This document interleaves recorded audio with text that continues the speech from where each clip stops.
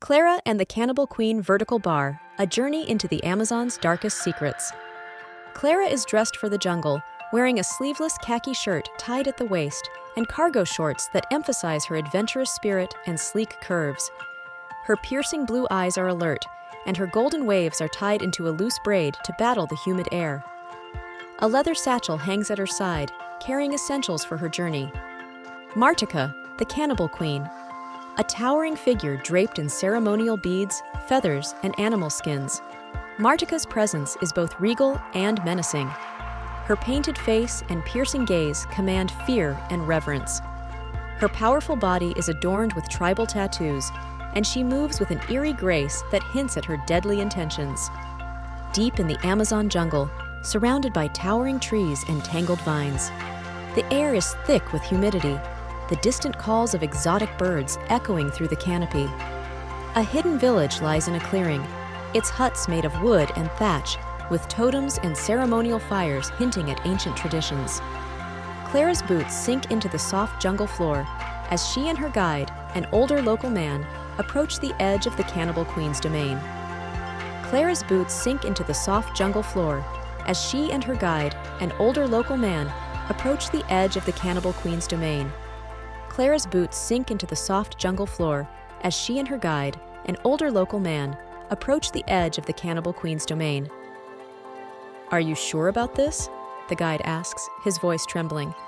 "The stories about Martika are not just stories." Clara adjusts her satchel and flashes a confident smile.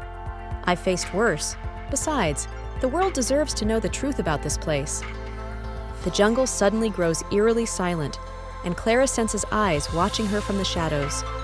Before she can react, tribal warriors emerge, their painted faces and weapons gleaming in the faint sunlight. Clara raises her hands, trying to show she means no harm, but the warriors surround her, their chants growing louder. The guide flees, leaving Clara to face her captors alone. She is bound and led to the village, where Martika awaits, sitting on a throne made of bones and adorned with vibrant feathers. Martika rises from her throne, her towering figure casting a long shadow over Clara.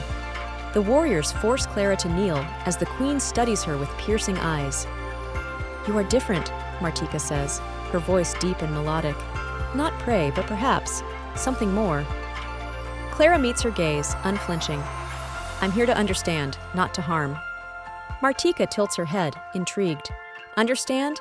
Then you shall join our feast and witness our ways."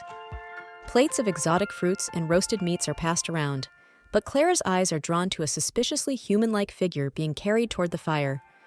Her stomach churns as the reality of the situation sinks in. Martika leans closer, her voice a whisper. "Do you still wish to understand, outsider?" Under the cover of darkness, Clara loosens her bindings with a sharp shard of stone she hid earlier. The chants and drums of the tribe grow louder as she edges away from the fire.